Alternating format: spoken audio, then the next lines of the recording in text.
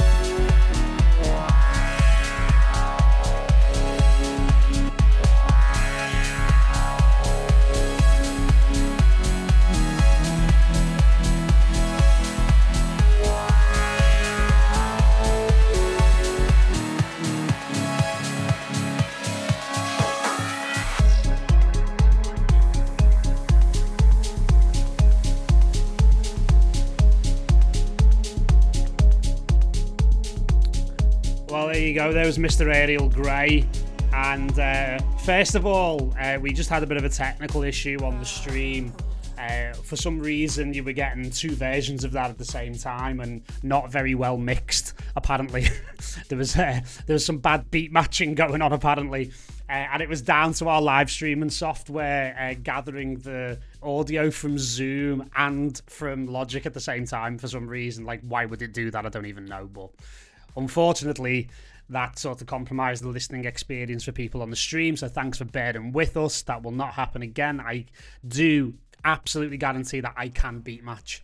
It is an established fact that I can actually beat match, just not on a live stream. So there you go. So yeah, at the same time, I'm like, Chris is having a really good deep listen to this. I don't want to stop things to actually like, that kind of thing. So how do you enjoy that, mate?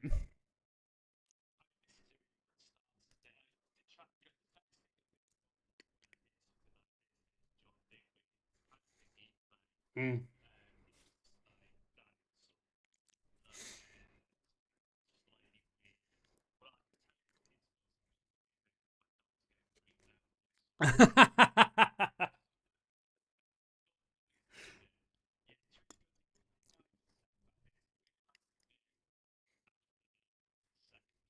Mm.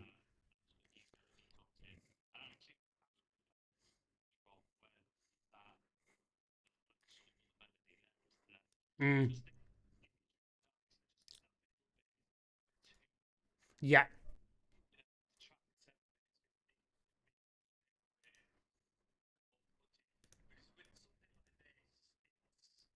It's like a mood setter, isn't it, of a track, and then Yeah. it goes off at the end.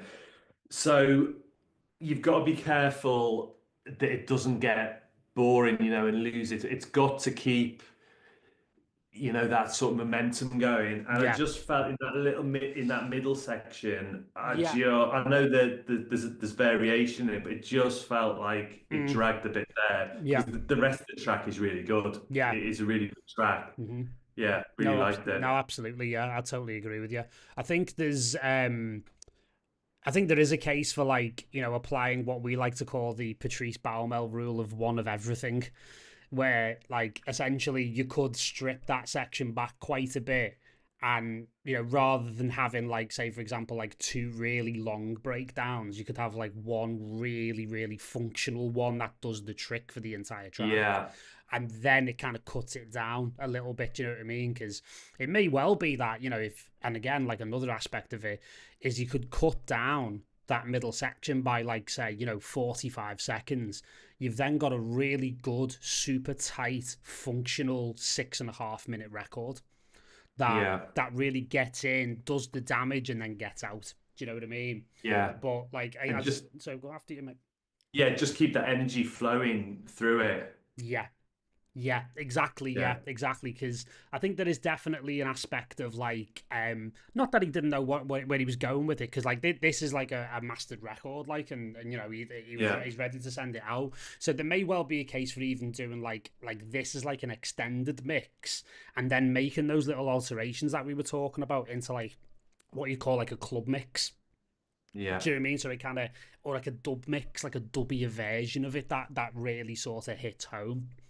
But yeah, I really believe in this guy. Like, I think he's got a really, really big future ahead of him because, like, you listen to the EP that we put out on the label last year. We've got another EP coming out with him in, like, I think June. I think May, end of, and maybe even end of next month, into June, July, something like that on the release schedule. And he's getting big support from the likes of Elkie and stuff. So he was one of the prime candidates of like wanting to get him in front of another yeah. label today. Do you know what I mean? So really, really glad No, that you're into definitely. it. It's really good. Yeah, it is a really good track. Yeah, I Hmm. mean, it sounds like it's a release ready track, isn't it? Yeah, yeah, pretty much, pretty Yeah, much. So yeah, yeah, pretty damn cool, pretty cool. All right then, so we have that as the first exposure. So we're gonna move to the opposite end of the old metric AB here, and we're gonna go to what we call the Cyberlights. This is Fordle. This is somebody I know quite well, Les Dales. He's just had a release doing really well on Plastic Fantastic, I believe. Um, Yeah, art pleasure. Yeah, art pleasure, and he's. I didn't realize this until I spoke to him the other day when he said he wanted to put this in. That he's actually now the co-owner of Forensic, which is obviously a legendary label. So very very cool. So yeah, he wanted to put this in, and here we go. So shall we just let rip and see where we go? Cool.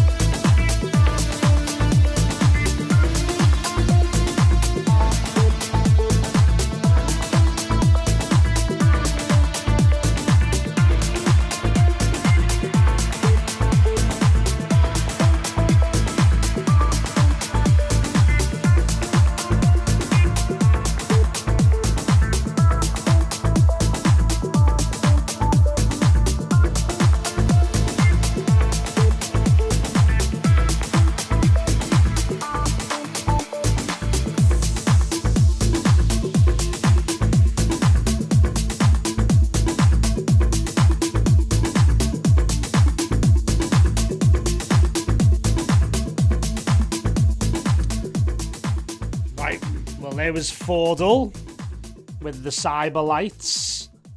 I think very aptly titled, given the quite Blade Runner-y pads there.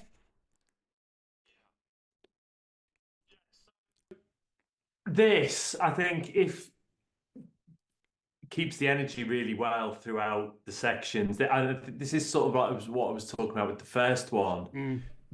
In the sort of sections with the kick drum in this, it always keeps the energy going.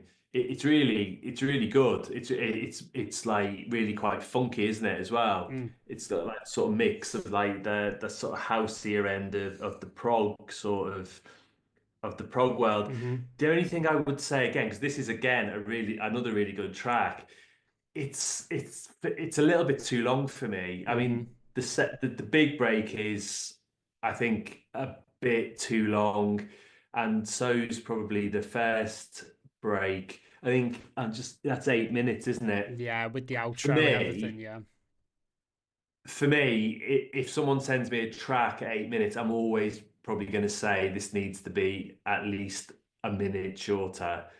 Um, it just, it's just a long time. I mean, unless it's like some kind of mega like prog record of old. Like magnum opus, like. Yeah, it to me it's just too long. I mean, I think the it's not efficient. Maybe that's a way of saying that. We could probably do more with in a short space of time.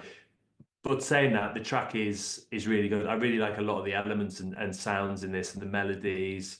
It's really nice. Mm-hmm. Yeah, Yeah, yeah. I mean, it's great that you looked at it from like an arrangement perspective, and also from the perspective that you have, right, which is a label manager, which is like, this is what I'm looking for, this is what we found in the market works, because yeah, a lot of people do, unfortunately, do prejudge records based on their duration. Do you know what I mean? yeah, And it is a fact that I say this is a complete hypocrite. Like, I write 10-minute records all the fucking time. Do you know what I mean? But it is a fact that, like, people's attention spans are just that little bit shorter these days, and it tends to be like you have to do sort of condense things a little bit. So I totally agree with you on that. On the technical side of things, I found the low end to be quite strange, if I'm being honest, in a couple of different ways. It felt like before the first break and in the intro, the low end was like kind of doing one thing, and then after the drop, it kind of did something else. Like, it didn't quite feel as heavy. And there seems to be like a bit of a tonal change. And just throughout as well, I felt like the low end lacked a little bit of clarity and a little bit of tightness. And that can be through a number of different things. That can be through a lot of stereo information in the bass. It can be just down to the relationship generally between the kick and the bass. And for me, one of the things that really stood out was that, for me, I think the kick drums are too high pitch for the bass. And I know, like, a lot of these sort of more housey records, they tend to go slightly higher in terms of the pitch of the kick drum in order to try and get that sort of more, I don't know, slightly techy, slightly more bouncy feel. But for me, I feel like the fundamental foundation of the low end is kind of a bit off. So I think one of the things I would recommend is to try and take that kick drum and maybe detune it downwards by a couple of semitones to get it to sit with the low end a little bit more. And then things might actually lock into place. Look at the stereo information in the bass, and I mean, there is like this looks fairly good here, if I'm being honest with you, in general, but there might still be little bits, like, I always say 300's my sort of like your number for monoing everything down, because despite what everybody might say these days, you do still have to mono your low end because of club sound systems and Bluetooth speakers and a number of different things. So you have to really bear that in mind. So that's the main thing for me. And it's like, it just felt like there's a thickness and a heaviness in the low end that isn't quite helping propel the track forward, which is a bit of a shame because the groove's really good, like you mentioned, Chris. And then when you get into the pads, because the low end's so prevalent and so sort of like slightly not muddy, but slightly like less than defined. Those Blade Runner style pads coming over the top and they're too loud. And really, what you want them to do is kind of like you want them to soar over the top of the drums, but you don't want them to over dominate. And there's like a little bit too much mid range. There's not enough reverb, sort of high end, kind of like, high mids going on there. So, therefore, because one of the fundamental elements is out of balance, you push another element over the top of it to try and basically like make up for it, to try and compensate for it. And then you'd end up with quite a kind of a non-focused kind of mix, which is a real shame because I think this record, along with what Chris is saying in terms of shortening it down from 8 minutes to like 7 minutes, 6 minutes 45, what happens there is you can make that, because if you look at the actual waveform, the outro section's like really long. And yeah, okay, DJ friendliness and everything else, great, but you could literally get rid of like a minute just from that outro. Or you could get rid of, like, say, for example, 16 bars from the outro and then 16 bars from the middle section. And what that has the capacity to do is make the whole track a minute shorter. And then it brings all the dramatic sections a little bit closer together. So you get it into a ballpark of it getting in, saying what it's got to say, and getting out and not outstaying its welcome too long. And therefore, it also, again, taking Chris's perspective as a label manager into consideration, you're not triggering that thing of like, oof, 8 minutes a bit long. Do you know what I mean? So you've kind of got to get the balance right on that. But and again, I think with a little bit more work and a little bit more finesse, especially when it comes to things like the mix down and getting that low end right. I see this countless times with the artists that I coach on MYT, that once you get the low end right and that locks into place, and it's normally one element that does it, everything else falls into place. This feels like a little bit of a jigsaw puzzle that's kind of got a few pieces in the wrong way and kind of not quite fitting together at the moment. But the good news for Les is that they're not massive changes. We're not actually telling them to like rip the track apart. It's just a little bit more finesse and a little bit more control. I think we'll get this to the next level quite simply. So yeah, brilliant. Really, really good, but a really good strong start to the session, like really great tracks. So definitely. Yeah, very cool. So we're going to alternate. We're going to move back to the MYT community on the next one now. And this is going to be Musk, who has been putting some really, really amazing effort in recently. He's got a proper arsenal of tracks ready to go. So let's see what Chris thinks of this. Here we go.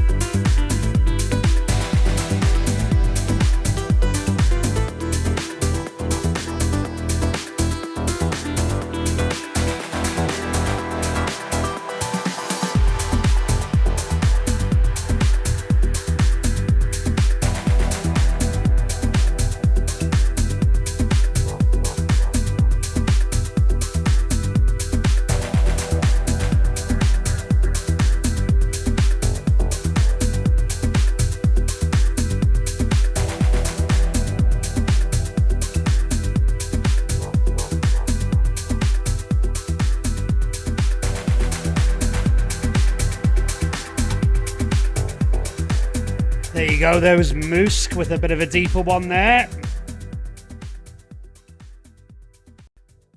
What are you thinking, mate? So this one I really like, and the reason I really like this one is because it is original. It's completely original. It's got like it's not normally the kind of stuff that someone would send me. Mm. It it's got, as you say, it's deep. It's got almost like a techno sound to it, hasn't it? Some of the sounds he's used on it, yeah, it is a hit, isn't it? It's really good, especially after the break. There's like in the low end, it changes, doesn't it, Mm. after the break, and it's really effective. It's really good. My only sort of, I don't know, feedback is perhaps in the break there, in the big break, that sort of melody that comes in there, could you bring that in the section before it, maybe subtly? Mm-hmm. I don't know. More foreshadow it, Um, maybe tease it in just a little yeah, tiny tease it in a bit. little bit more, give that section, like a bit more tension and then interest going Yeah, into that. I yeah, don't know, but yeah. no, on it really, that's really good. Yeah, Yeah, really yeah, like that. yeah, yeah. Yeah. What have I told you? He's got another 20 just like these because Yeah. he actually has. Okay, great. Like this Yeah. guy's got Well, a arsenal of weapons that he's been working very, very, very diligently to get yeah. ready. And I'm be honest with you, I'm very proud of this guy. Like he's really like taken the mantle and he's worked really, really hard on like every department, whether it's like creatively, he's taken feedback on board and he's just worked and like he's literally just put himself through hell of like mix down and mastering and doing sessions with me and me teaching him how to do mix downs and stuff like that, and he's really really nailing it. So this is why I wanted to kind of expose him to you, because Yeah. he's at the point now where he's like, right, I've got to get these signed basically, and I've got to start getting these out there. Do you know what I mean?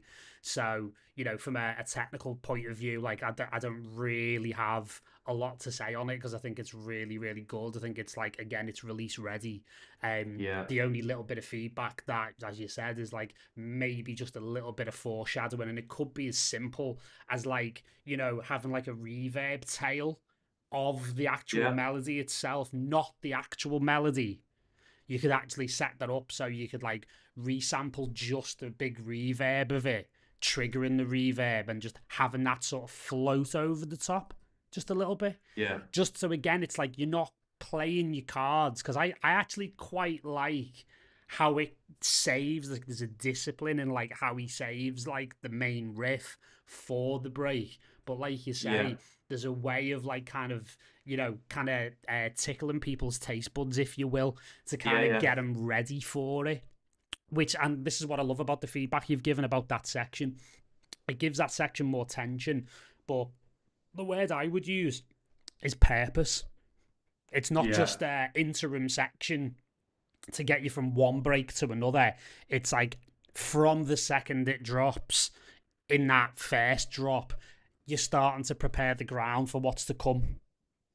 So I Yeah. actually really, really like that, and that would be something like fairly simple that he could go back and do if he wants to, and be able Yeah. to like not compromise his mix or his master too much as well. Do you know what Yeah. I mean? So Yeah. yeah, I'm Definitely. I'm really excited by this guy. I really, really am. Like he's got so much talent, and he kind of runs the gamut of like the whole spectrum of stuff, like deeper stuff like this, all the way right up to like very sort of Eric Prydz style, almost like with Okay. a little bit of Sid D in there, that kind of thing. Very Yeah. in that Christoph ballpark as well. He's in Yeah. that kind of spectrum of prog, so to speak. So yeah, really, really pleased that you've taken a liking to that, mate. Yeah. It's got, and it's the kind of thing that a whole spectrum of DJs will play, not just your obvious ones. Hmm. And yeah, and that's a big compliment, because everyone is, when you open an inbox for a record label, it's pretty much stacked with records they think Hernan would play or Sasha would play. They're trying to make records for a DJ. Yeah, yeah. I call that congas for Hernan. Yeah. Basically, it's like Hernan likes congas, stick a conga in it, lad. Do you know what I mean? It's that kind of thing, and it gets a little bit unfortunate because, like, and I've seen that a lot. And again, like, I don't mean this to be like disrespectful to anyone, but there's like a lot of it going on in this part of the world in South America. Do you know what I mean? And there's a lot of people, and I think it's the same in dance music in general, that are generally Yeah, just kind of like making slightly different versions of just the same track over and over. You know, and it's yeah, like, okay, like I did a friend of mine did get some feedback from a very big DJ a few weeks ago. Everyone should remain nameless, and it was like and the feedback went along the lines of like there's 100 people doing this, and you could swap any of them out and it'd sound the same. wow, Like brutal, but it's like you've got, yeah, and the end of the feedback was you've got to find your own sound. You have to. yeah, Like there's no, and I keep saying this to people, there's nobody better at being you than you. yeah, And that's actually the only job available, so you might as well accept the vacancy, you know? So you've got to find what it is that makes you tick. And that's kind of what we've done with, again, Ariel, who we played here at the beginning, with Sean. Like, I'm not teaching people on MYT to try and like be cookie cutter versions. Again, it's like it's not a production line of like, you know, congas for hen, and it's like we're trying to get people to be themselves and to be the best version they can be of themselves, so they can be the best yeah, artist they can be. Like that's the only way, really. That's the only way I've ever had any success, and that's how anyone really, that anyone will tell you the same thing. So, you know, it's good stuff. It's good stuff. Excellent. Right, we're gonna move on. This is Ivan Lozano. Wasn't he a footballer? Like that name's yeah. really, really like he was like did he play for Mexico or something like that? No idea. Oh, just like, you know, I saw the name of Van Lozano before, and I'm like, that name really rings a bell for some reason. I'm sure he played for Mexico in like World Cup '94 or something like that. Do you know what I mean?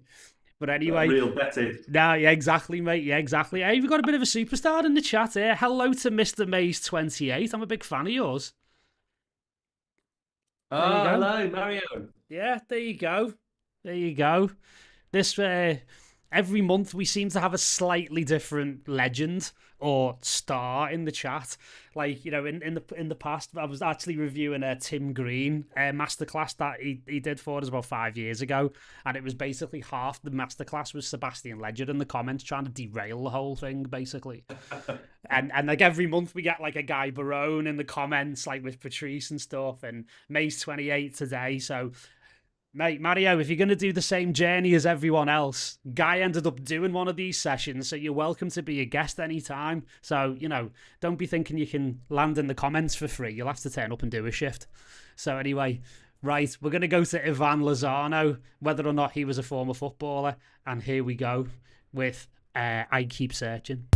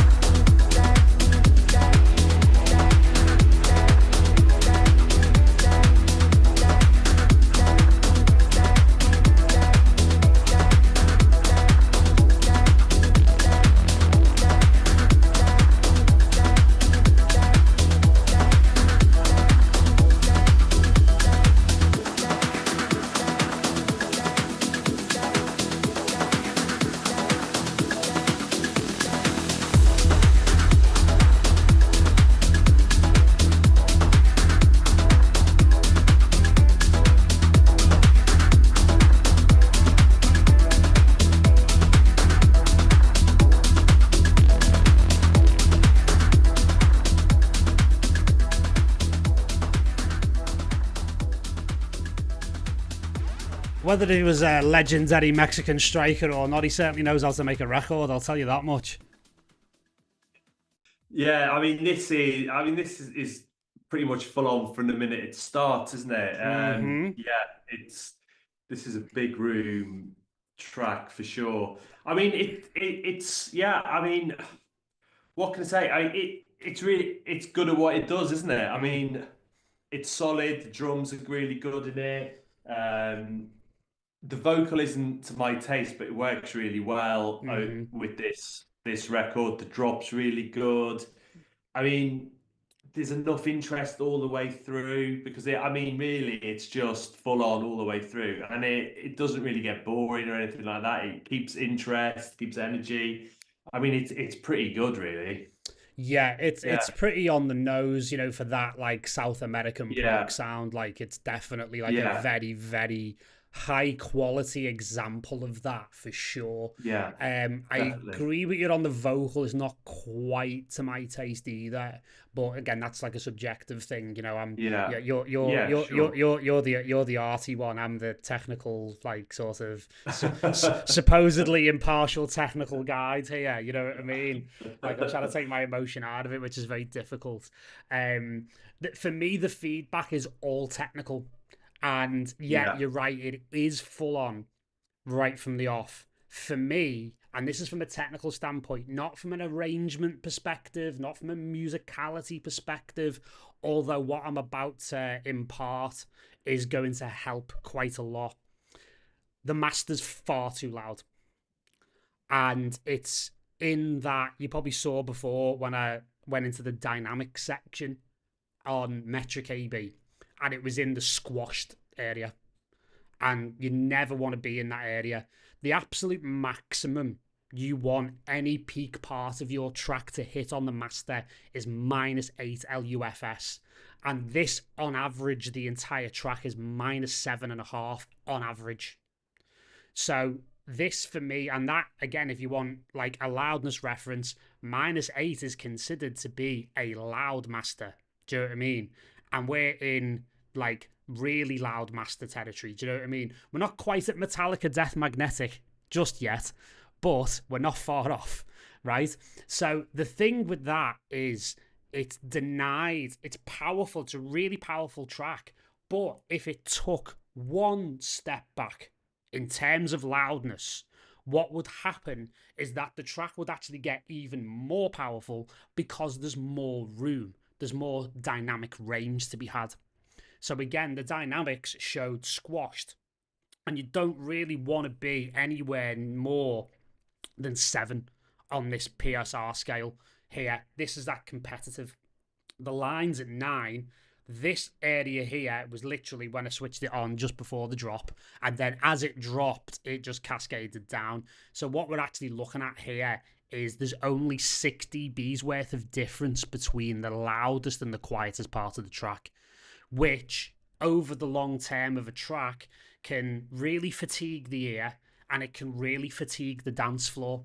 And Patrice Baumel is an absolute guru on these types of things because he talks a lot. And if you go back and watch his track feedback session from last October, last September it was, he spoke at length about how sound systems in clubs really work because he's on the front line 2-3 times a week playing long sets. He knows dynamically what works on sound systems and what doesn't. In its current state, this track would actually struggle to really cut through on a dance floor. Reason being is because there's not enough space between the beats and the loudness overall of the lack of dynamic range. So what happens if you can imagine a speaker cone, when you've got a loudness like this and a lack of dynamic range, your speaker cone is basically stuck sticking out the entire time. Whereas if there's more room and there's more dynamic range, the speaker cones in club systems can actually move more naturally and there's more space between the beats. And if there's more space and there's more dynamic range, the track invites you onto the dance floor. I've heard tracks like this played on club systems and they have a habit of actually physically almost pushing people off the dance floor. And there's a number of creative reasons why you'll want to correct this as well. because, as you mentioned before about the vocal, Chris, the vocal's struggling to cut through because there's not enough room in between everything in order to make the vocal really float over the top.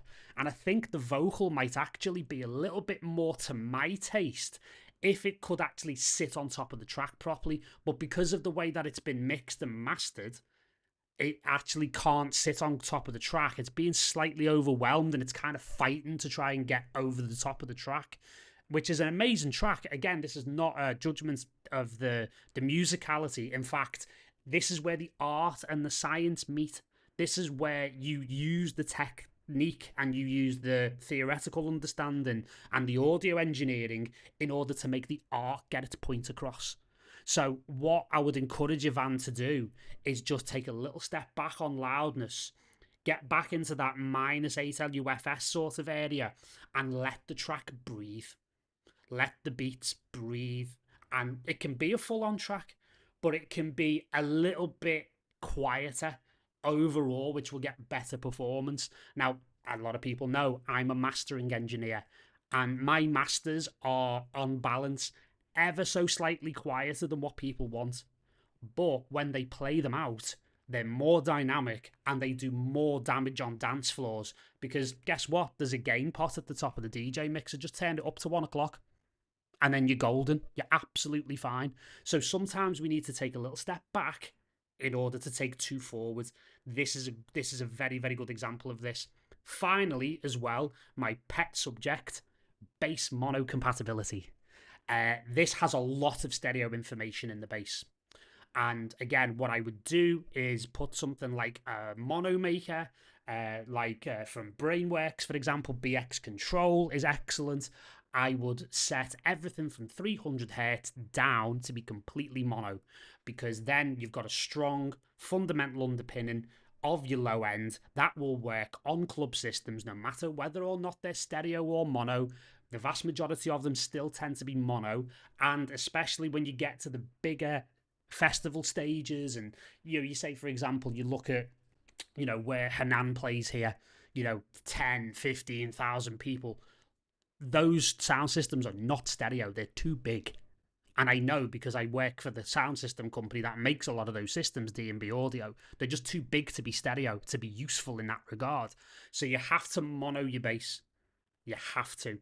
So, and again, everything from 300 down will nail that. And that will also help, because if you actually played this in a club, it would actually possibly have some phase issues with your bass, so you'd get some phase cancellation, and then that means there's less low end, less dynamic. It then becomes a bit of a challenge in listening in the club. And I know, because I've made all of these mistakes myself over the years. I've played my own tracks in clubs that I've mastered this way and gone, oh, why does this sound terrible, and where's my bass gone? So these are all like tips and bits of feedback I'd give based on experience. But again, this is where good mixing and good mastering can really, really compromise a very good record. And I've seen incredibly good mixers and masters elevate, quite frankly, mediocre records. It can add or take away 20 to 30% of your final product. So, okay, there's the feedback. Sorry, did I go on a bit of a rant there? Sorry about that. So it's all very important stuff for everybody watching, that you get this right.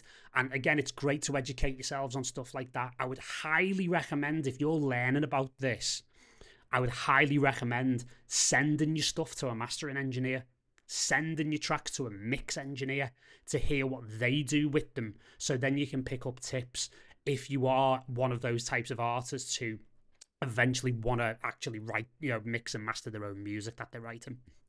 So there you go. Excellent. Right. Next, back to the MYT community, we have Max Benini here. And this track is called Hydra. So here we go.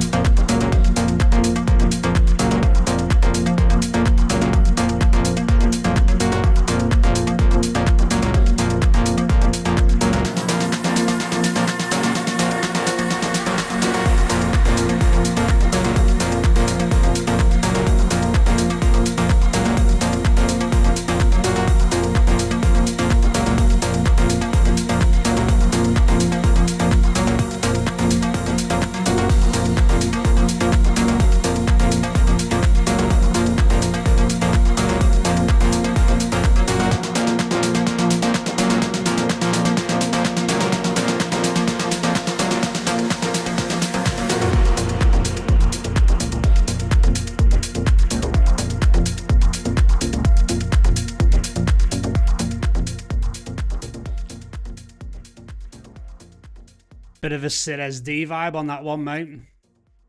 Yeah, actually, when it first started, I thought this is going to sound a little bit like Underworld. That's what Ah, I got that sort of vibe from it. I really like this. Again, though, it's too long. right. It because it's like a one idea track, isn't it? It's really well executed, Hmm. but it doesn't need. You can tell when you quiet it down there. I think there was still like a minute and 50 seconds still to go. Yeah, yeah.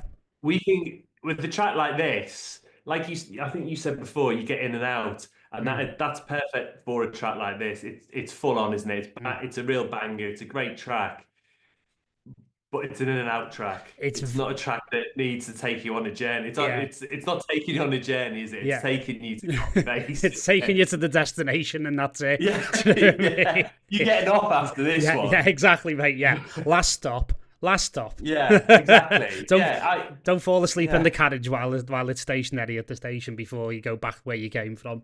One of those Yeah, ones. exactly. Yeah. It's a banger, isn't it? It's really good. I like he keeps it interesting with lots of little variations Hmm. and stuff.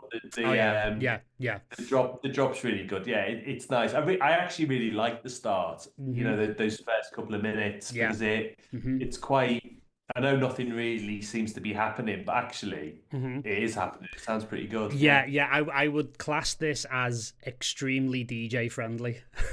yeah, Like it is for yeah, the long transitions. Do you know what I mean? So yeah, yeah, you got plenty of length either side. So yeah, again, it's interesting, isn't it? Because like we're getting this is why, again, this is one of the reasons why I asked you to do this, because you're coming at it from that label manager's perspective. Do you know what I mean? Rather than with the auteurs and the very worthy artists that we've had on previously. Do you know what I mean? Like you're looking at it from a yeah, completely different perspective, so it's incredibly useful feedback to be had.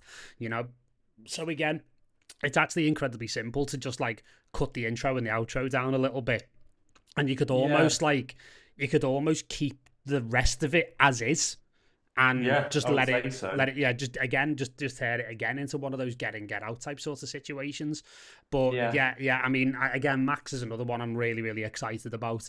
Yeah, we've got a whole bunch of them at the moment that are kind of like all maturing at the same time, like Sean, Musk, Ariel, who you heard earlier, yeah, all the people we've got coming on the label as well.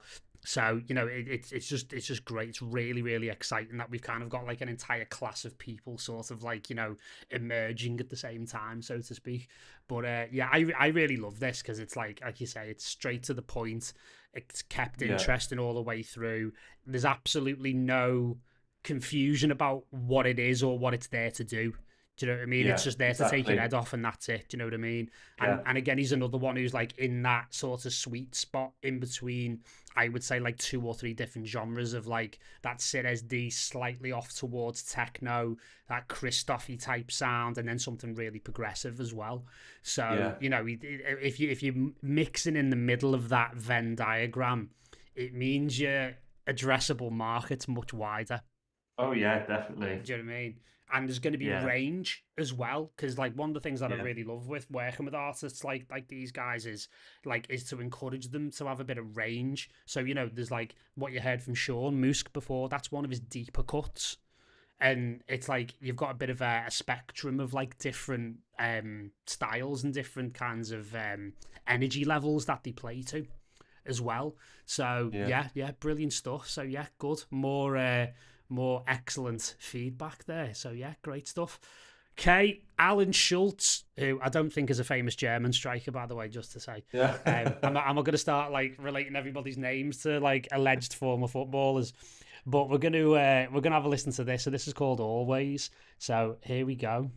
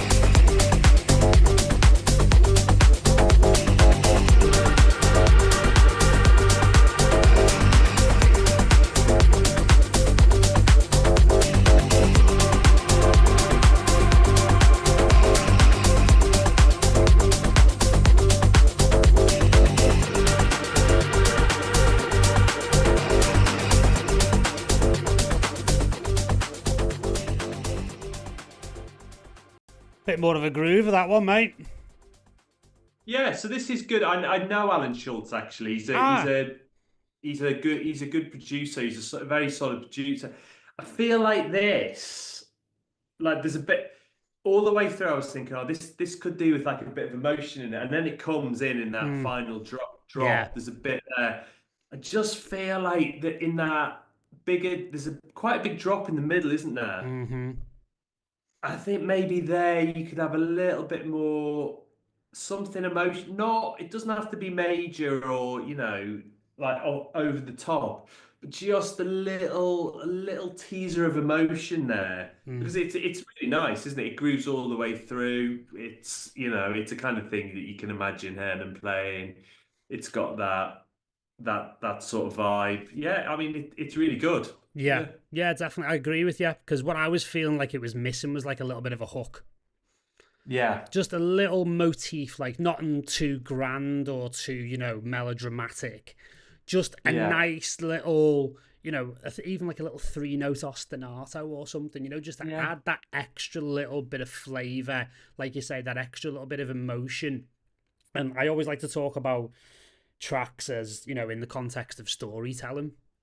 And I feel like this definitely like took you on the journey, but then when it kind of got to the destination, like in that final sort of break and drop where the pads came in and everything, it's like it didn't like offer enough of a destination for me. Do you know what yeah. I mean? Like Exactly. it's just you need to like bring that to a crescendo, and it doesn't even need to be anything too like incredible or like mind blowing. It just needs to be a few little notes just to give people an understanding of that's where we've been heading towards for the last 4 or 5 minutes, basically. Yeah, Do you know what I mean? yeah, And I would actually say that this type of track is like, and I totally agree with it. I could actually hear someone like a Hernan playing this, and I could hear him yeah, playing it like earlier in his like longer sets. Like he's going to play next weekend. Here he's going to do 2 days of 2 7-hour sets.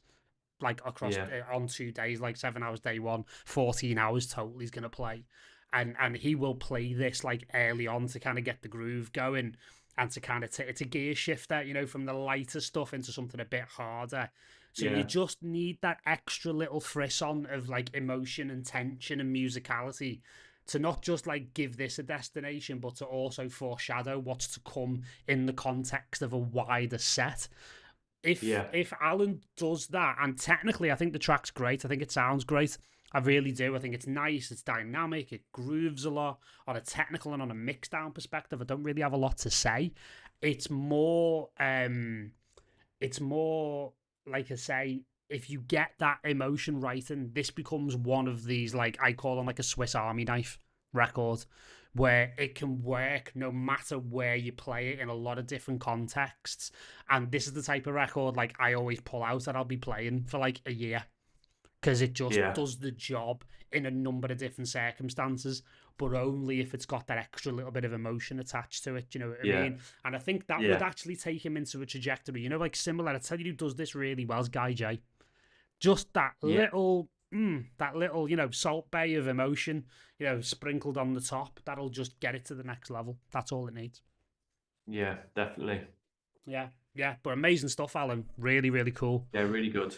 Really Really, really good. cool. Excellent. Okay, so we're going to go to another one of our MYTs, a special guest, Jonas from Copenhagen in Denmark. And we're going to have a little listen to this, and it's called Code Echo. So here we go.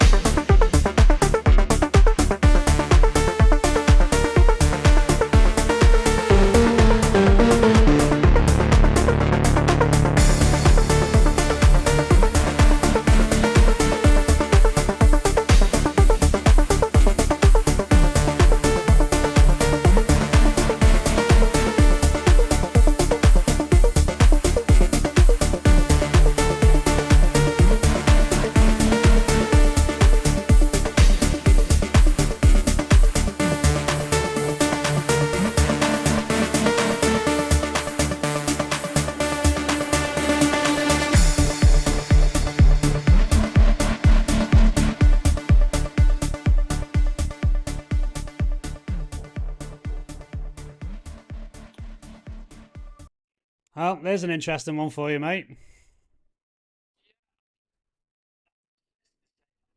Oh, yeah. Mm-hmm.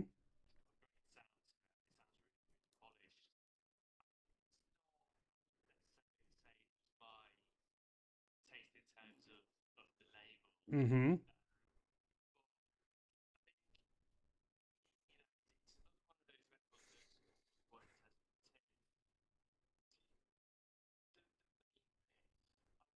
If you can really vary that somehow. I don't know whether you could either if through effect or either just every now and again a different note at the end or a Mm. slightly different variation of it or maybe reverse it or something. Yeah. Because I think with a riff like that, it it can almost use itself up by the end of the track Yeah. and it becomes quite tiring, like Yeah.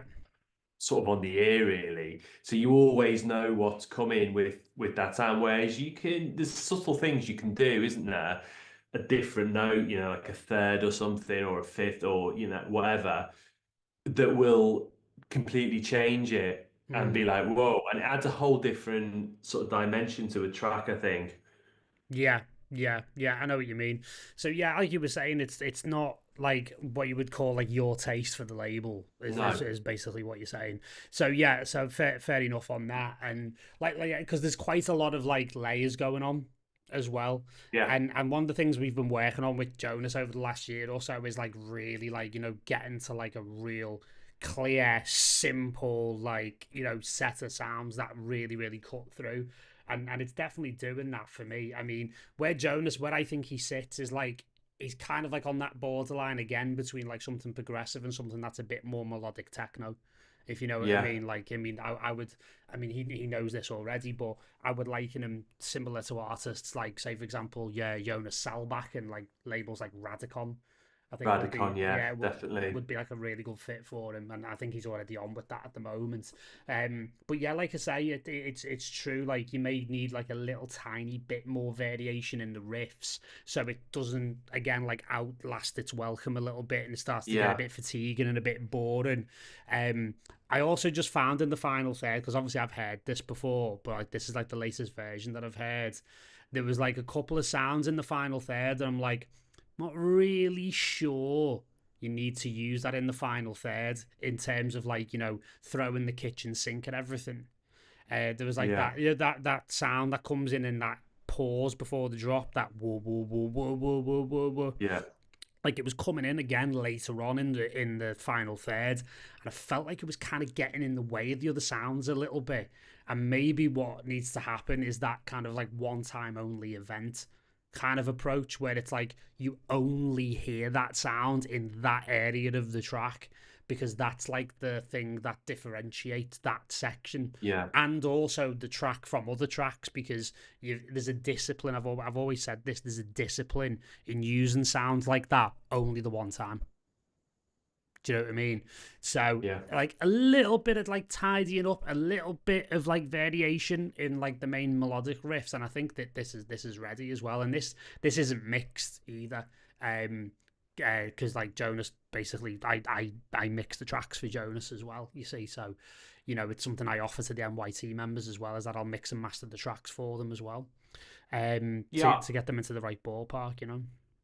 I think the sound of it, it's not me. I think the sound of it is pretty great, Mm. really. Yeah, it's really good. I think it is. Yeah, Yeah.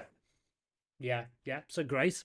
I mean, this is what happens, and it's again, it's very refreshing to have somebody like Chris on these calls because, like, I love the fact that you use the word taste in relation to the label because that's basically what you run a label for, isn't it? It's an expression of your taste as a yeah, as a fan of electronic music and somebody who runs a label. So I think it's really good stuff for people to hear. Like it's probably stuff you sort of talk about all the time. You don't think it's really valuable, but then when people actually hear you say it on something like this, they realize like the true value of your perspective. Well, thank you very much. Well, you are a legend. Right. Okay. Here we go. So we're going to go back over here and we're going to go to this track by Estanislao Marconi. What a name that is. That's a beautiful name. Wonder whether he was a former striker for the Faroe Islands or San Marino or something like that. I'm just going to ring the West neck. Brom. West Brom back in the day. Yeah, exactly. Yeah. Right. Okay. So here is Fake Memories. Here we go.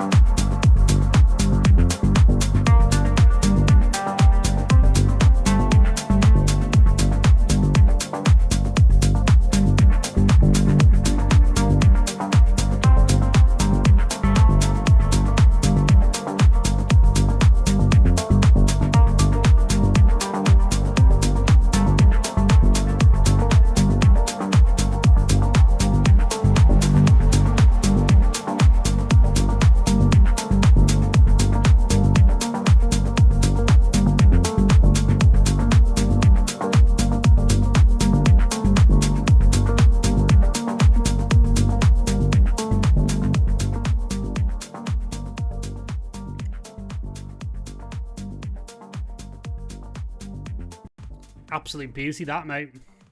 Yeah, belter. I liked it from start to finish, really. I think everything just works perfectly. The melody on that, like sort of like little, is it guitar or something? Mm-hmm. It's really good. The Yeah. bass line is excellent. It's like got so much like changing, hasn't it? Through like modulation, do we say? Mm-hmm. Just change all the way. It's great, really good. Yeah. I mean, there's not really anything else to say, is there? It's great. It's summer in what, 6 minutes? Yeah. Oh, that's the tagline, isn't it? Summer in six Yeah, minutes. Love it. Love yeah, it. No, I it's really, really really good. like this. This transported me like ahead of time and back in time at the same time because Yeah, it was like if I closed my eyes, I was back in Mendoza in December listening to Hanan in the mountains, bang in the middle of wine country, playing for like 6 hours, and he was playing this sort of stuff first couple of hours. Do you know what I mean? So like this has got Hanan written all over it. I wouldn't be surprised if yeah, he heard it. He'd probably play it next week. Do you know what I mean? yeah. Like just a It's phenomenal, really, phenomenal record. Very delicate. Do you know what I mean? And yeah, like loads, like what we were saying before with the other tracks, like this has got loads of emotion. Like the bass line yeah, on its own is really emotional, and then the sum of the parts, what Stanislaw's done really well here is get all those really beautifully musical parts to all talk to each other. So there's yeah, like a lovely conversation going on between all the parts.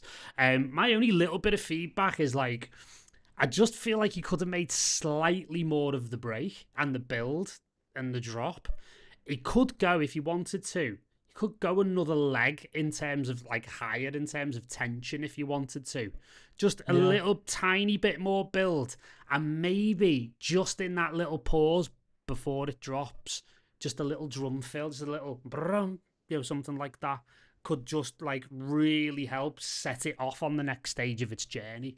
Do you know what I mean? But again, both of those are entirely subjective pieces of feedback based on what we were talking about before, which is taste at the end of the day. yeah, So, your mileage might vary, take it or leave it.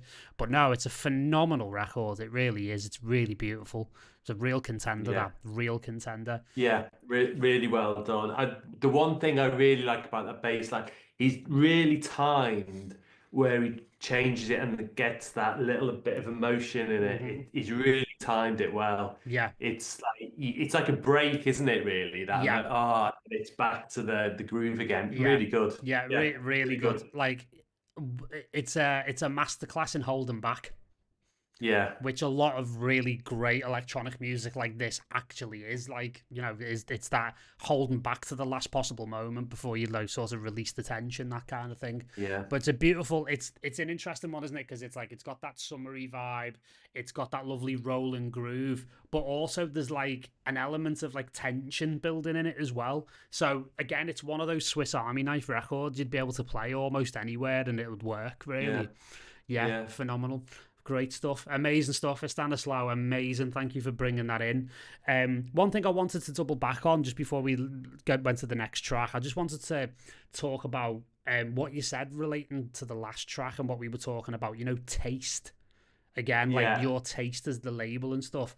I want to just yeah, highlight a really important point because one of the things that I talk to people about the most when they're trying to get music signed is like how to deal with quote unquote rejection. And I think what you've just said in the context of like Jonas's record before is really important to get over to people, that what Chris said about Jonas's track like not being quite the taste that he's after for the label, that's not a rejection at all. That's just people making creative choices. So just because you get you put a track in to be considered by a label and they come back and say it's not quite what we're looking for or whatever, that's not a rejection. That's literally them saying like, this is what our taste is, this just doesn't quite align with our taste at this moment, and like there's nothing to be rejected over. Like, I mean, personally, my thing is that I actually don't even think the concept of rejection even exists.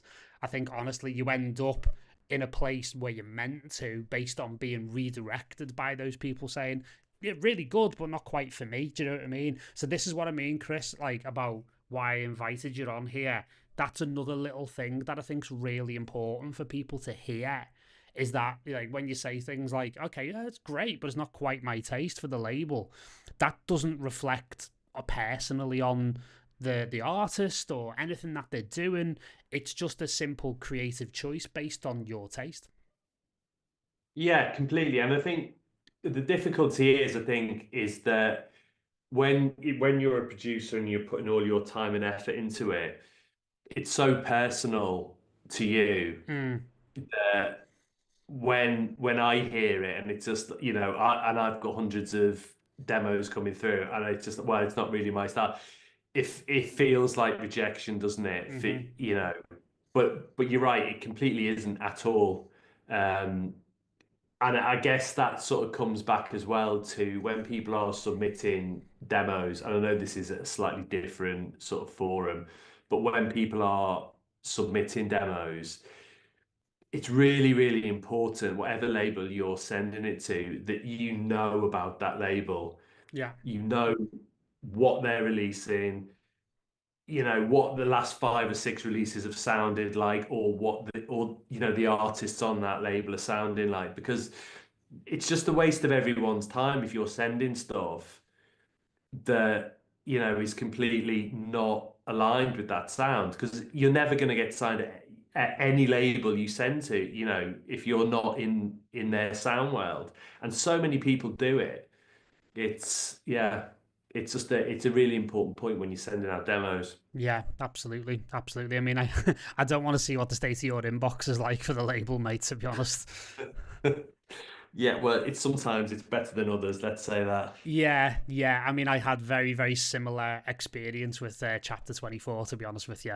And we broke more than one intern making them go through all the demos, to be honest with you, because we were just getting that many. Do you know what I mean? And Yeah, and to what you were saying, you're absolutely right. I think it's incredibly important that you are very mindful about what labels you send to and like when you send and that kind of thing, because 95% of what we were getting back in the chapter 24 days was just completely inappropriate to the label, you know. yeah, And it's frustrating. It can be frustrating. It's frustrating for the label, it's frustrating for the artist, because it's like nothing's quite aligned and stuff like that. So it is, I think it's harder than actually making the music, if I'm being honest with you, getting the stuff signed, because it can take a long time. And sometimes you're waiting 6 months to a year for something to come out. And yeah, you know, it's a really, really, it's difficult, even with the amount of labels that are out there and the amount of music getting made and everything. It's still very, very difficult to try and get on a good label that will actually as you do with Nightcolours, like really work the record properly, get it into the right people's hands, and actually make a difference in people's careers. So yeah. like again, like the advice to people is just be very, very mindful about who and where you send to. And I'm always a big advocate for, like, if you really want to get on a label, you've got to build a relationship with them over time. You've got to get to know the label managers, some of the other artists on the label, that kind of thing. And that can make all the difference on top of what you're saying as well. I would say, to be honest, Paul, that's probably 98% the answer, because most of the stuff now that I would sign is coming from people I've got a relationship with beforehand. Mm-hmm. If you send a random demo to it, the chances of that getting signed are a lot slimmer, Yeah, than if you've been like, we built up a relationship over a period of weeks or months or whatever, yeah, or at the very least, you've got in contact at some point yeah. to say hello without hello, this is what I want. Yeah, yeah, exactly, exactly. And again, what's your Instagram inbox absolutely blow up after saying that in this session? Do you know what I mean? All of a sudden, you're Yeah, gonna have 50 new mates at the end of this session, mate. Do you know what I mean? yeah, No, but it's totally true, and it was exactly the same for me on Chapter 24. It was like we had a family of artists, and we were signing almost exclusively from that pool. And anyone else we signed were from like referrals from people who we'd already yeah, signed in the past, and we tried to grow a bit of a stable, if you will, like a bit of a family of artists around the label as well, like to build a bit of a culture. And a lot of the demos at email that you'll see for the record labels. Often, I used to call them rather unfortunate, I used to call them a sewage pipe for all the stuff that nobody wanted to listen to. Do you know what I mean? So it was like everybody that you didn't want to sign or were not interested in signing would put the SoundCloud into the demos at.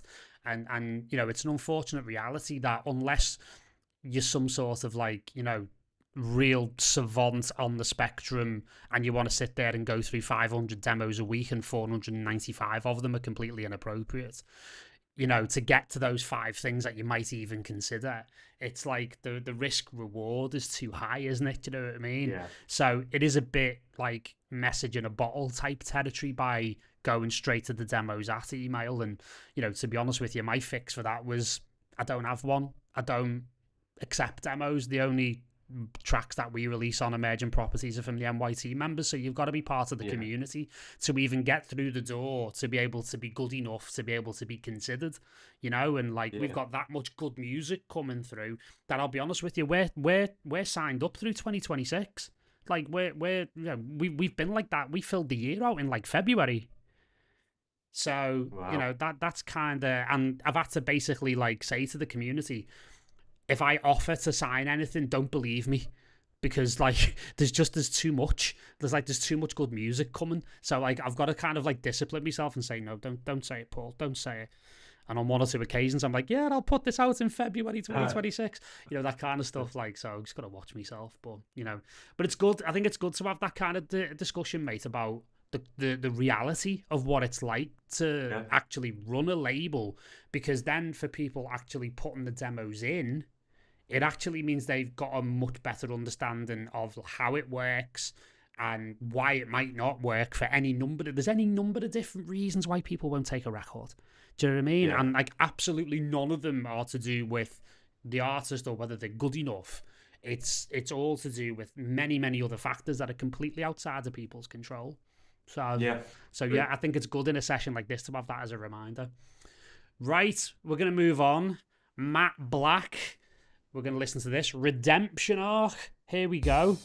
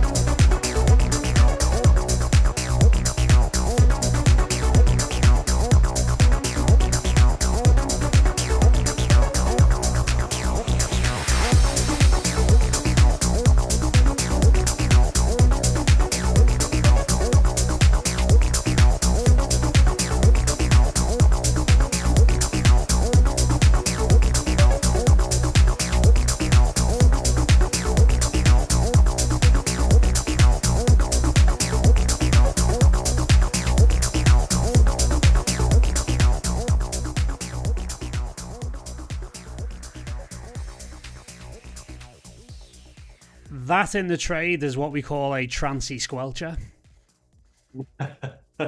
It's perfecto, isn't it? It really, really is. Like, it's proper old school perfecto, isn't it? Like, in a good way. Yeah.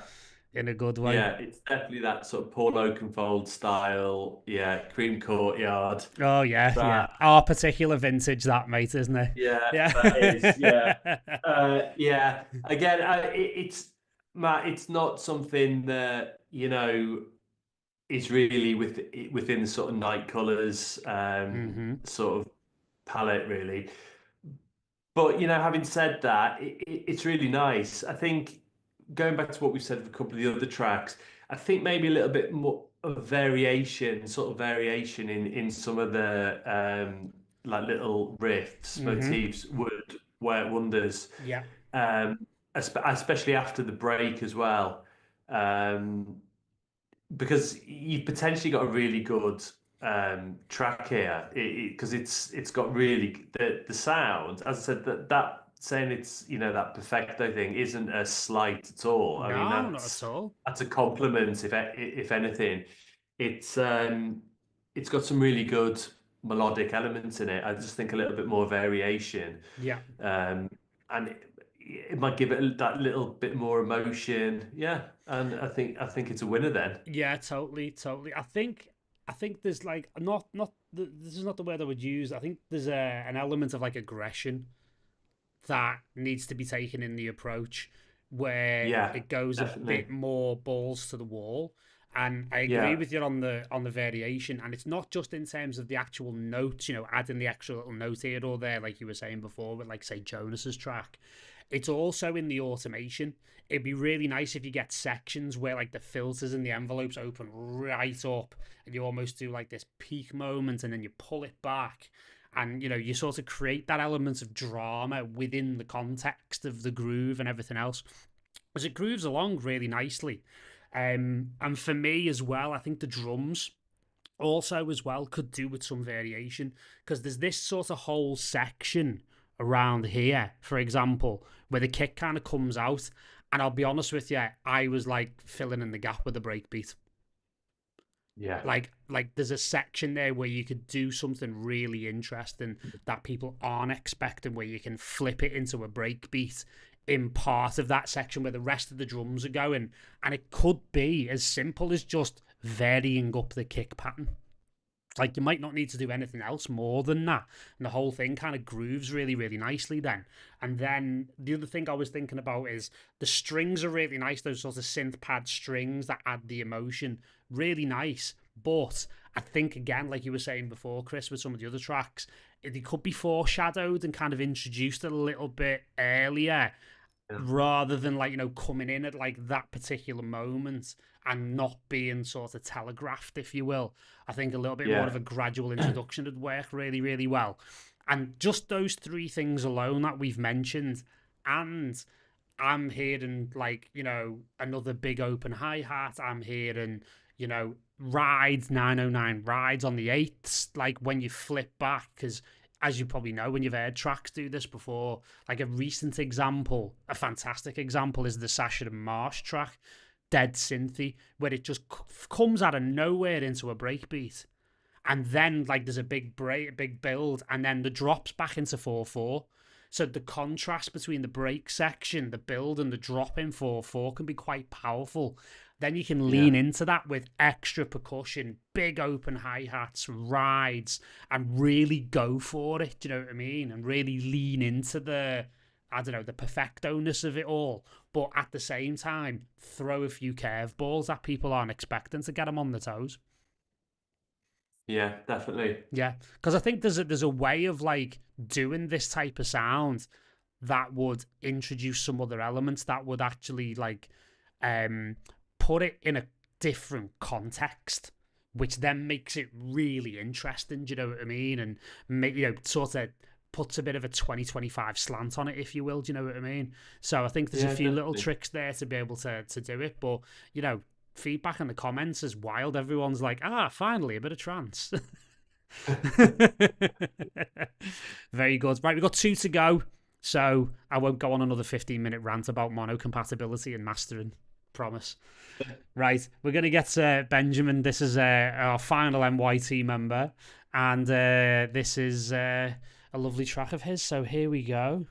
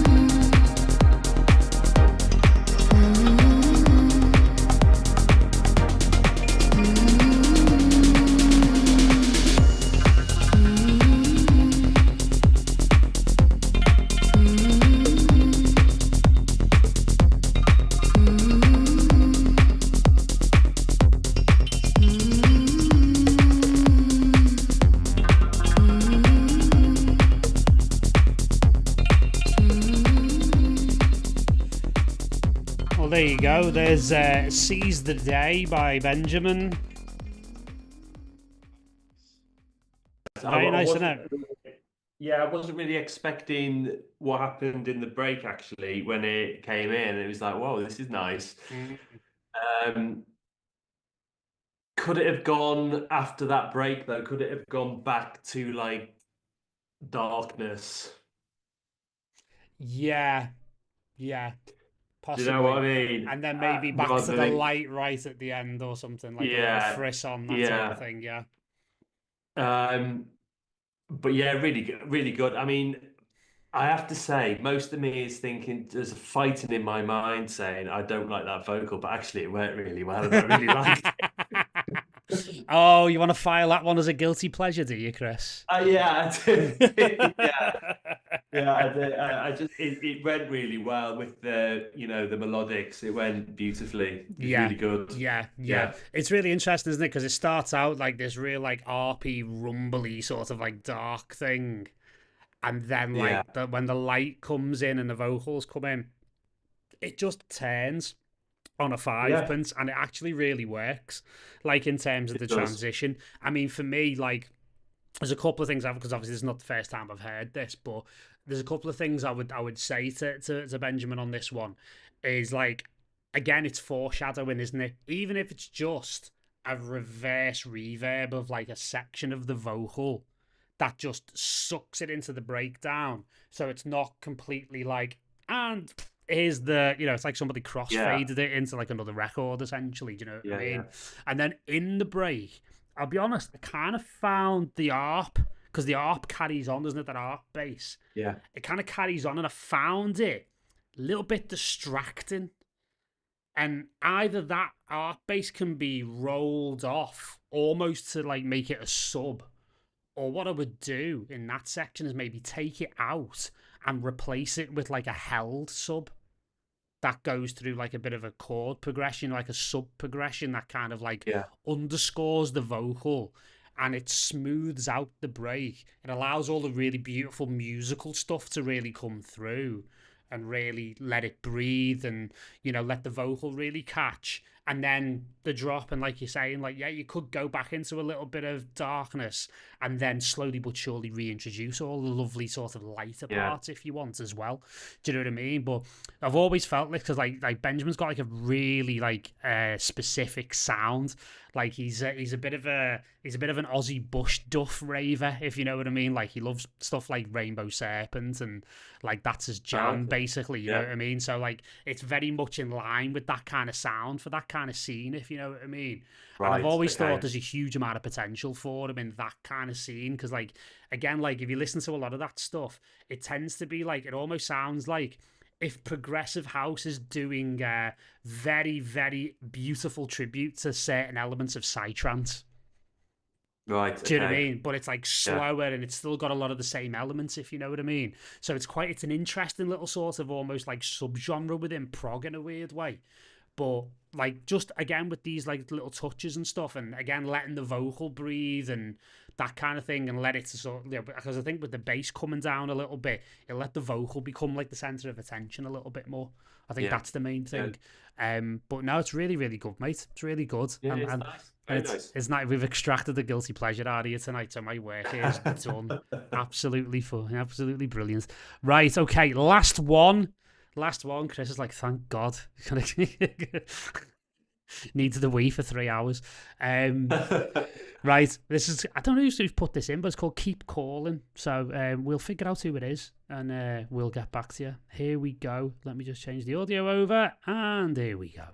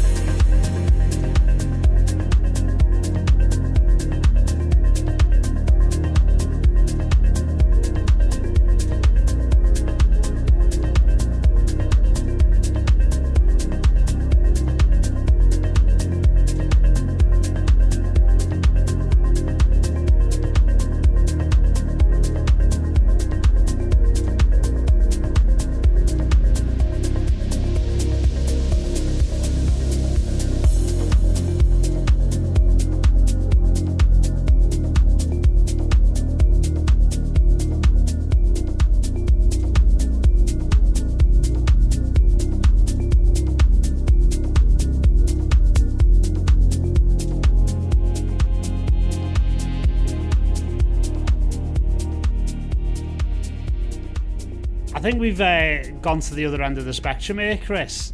I think we've gone from these are too long to this one's too short.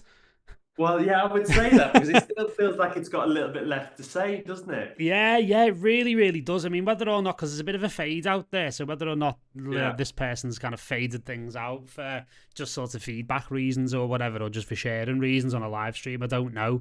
But it's like, I often say, like, there's a really good 6-minute record fighting to get out of this 9-minute one. I'm now saying that this is a really good 6-minute record that's fighting to get out of this 4.5-minute one. Yeah, I think you're right. I think it's really good. It's like a little bit like the record from, was it Stanislaw? Mm-hmm. It's it's really good at what it does in its own particular niche. To me, it reminds me of something like Bonobo style thing. That's I think you so could, weird. I was thinking the exact same thing. yeah, you could elevate this, maybe some, slightly different perks or something, or like some kind of vocal in some way, maybe after the drop. And I think then it takes on that kind of life. It feels more like almost like a live track than, or the potential to be a live track than a club track. Yeah, yeah. The other, when you say that now, I've almost got vibes of like Chiasmos. Yeah, Do you know what I mean? That kind of area, like very much on the more chilled end of like Anjuna Deep. You know what I yeah, mean? Like definitely. yeah, that type of thing.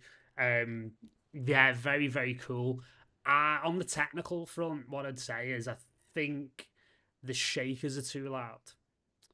And with this type of production, you need a very, very delicate, very subtle approach because it's all about, again, it's about the dynamics. It's about those subtle little textures and that little bit of ear candy, almost like, ASMR type sort of thing. And the low end's too heavy. It's actually, you can hear it like, and again, it might be because it's an MP3. And, this is why I only really accept WAVs, if I'm being honest with you, with these sessions. I didn't realize this was an MP3 until we started listening to it. The low end's very compressed. So it might be to do with the MP3 compression, but it's heavy in the mix and the kick is a little bit too heavy and you can almost hear a bit of compression on that as well. So again, it's like what I would do is I would take the bass line down by at least 3 dB and I'd take the kick down by probably 2 to 3 dB as well to just let it breathe a little bit more. Bring the shakers down quite substantially because they're taking up a lot of space in the mix in general. And then all the other beautiful things like the little kalimba type sounds and stuff like that get to start breathing and start becoming the star of the show a little bit more. So Yeah, just from a mixing and technical perspective, it just needs that little bit more of a lightness of touch. Because again, like you said, it's more. It can be like that hybrid between something you hear played live by somebody like a Bonobo, and it's still got like that real energy in the low end, but it's not a club record. Do you know what I mean? It's something yeah, slightly different. It can work in a club, but it's something slightly different and slightly more live sounding. So reference points: Bonobo, Chiasmos, Lycosaurus, these types of artists, like again, that end of Anjuna Deep will really, really help with this type of thing. And we've got a couple of great artists making stuff like this in the community. One of them, Martin Rothamel, is just an absolute, he's a star waiting to happen. And, this is in a similar kind of ballpark. So we know what it takes yeah, in terms of like getting it into that right ballpark, so to speak. But it's a beautiful record. And like we both said, it feels like it's kind of got another minute and a half in it in order to kind of like really round it off and have a proper crescendo and a real outro. So again, from that sort of creative perspective, it would be something to bear in mind as well. yeah. Yeah, so Brilliant, yeah, but great great stuff. effort. Yeah, it's really good. Yeah, it's really Really good. good. And I tell you what else has been really good, mate. This session, thank you very much for your time. It's been brilliant. Yeah, it's been really enjoyable. The tracks have been, to be honest, all the tracks have been great. It's been really good to listen to them, and yeah, and yeah, it's been really good. Thanks for having me on. No, you're very welcome, mate. You're very welcome. And yeah, we'll definitely do this in future. And honestly, like, it's nice to spend a couple of hours with you, to be honest with you, because we don't get to see each other anywhere near as much as we'd like. No, yeah, it's nice. Yeah, very Yeah. good. But I did move to the other side of the world, so it's probably on me. Well, that is true. So Well, you left me. oh, we had to put that one in there, didn't he? Towards the end, had to put that dagger into my heart. But I'm back. I'm back in a week and a bit, so don't worry. Don't worry. I'll be back in easy reach.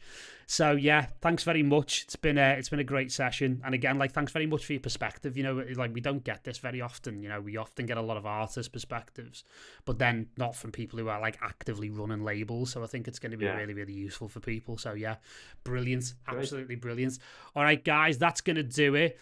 Next month we are on the 29th of May, and our special guest that we will be having on here for the feedback is going to be Luca Abayan, who has released a lot on the likes of Mango Alley, real emerging Argentinian talent from Rosario, jiu-jitsu guru as well, and knocking out some fantastic remixes at the moment and getting a lot of support from the likes of Nick, Warren, Hanan, doing really, really cool stuff. So yeah, he's going to be here to dispense his opinions. And like I say, in future, we've got amazing guests coming, like Weird Sounding Dude. We've got Subandrio coming in the future and a whole lot more besides. So basically, last Thursday of every month, 7 o'clock on ADSR, on Magnetic Magazine, on the MYT channel. And again, just to finally announce, we've got a brand new partner for these streams in Medtronica. So if you haven't checked out Medtronica on Instagram, it's a fantastic account run by my very good friend Ryan, and it is a mental health platform for electronic music artists. And me and Ryan both agree that getting feedback like this can be a real help to artists' mental health, especially when you feel like you're banging your head against the wall. So it's a great fit to have them be a partner on the stream, as well as Magnetic and ADSR. So yeah, thanks very much. See you guys soon. And the next one, I'll be back in England. So yeah, it's going to be an interesting one. Thanks, guys. See you soon.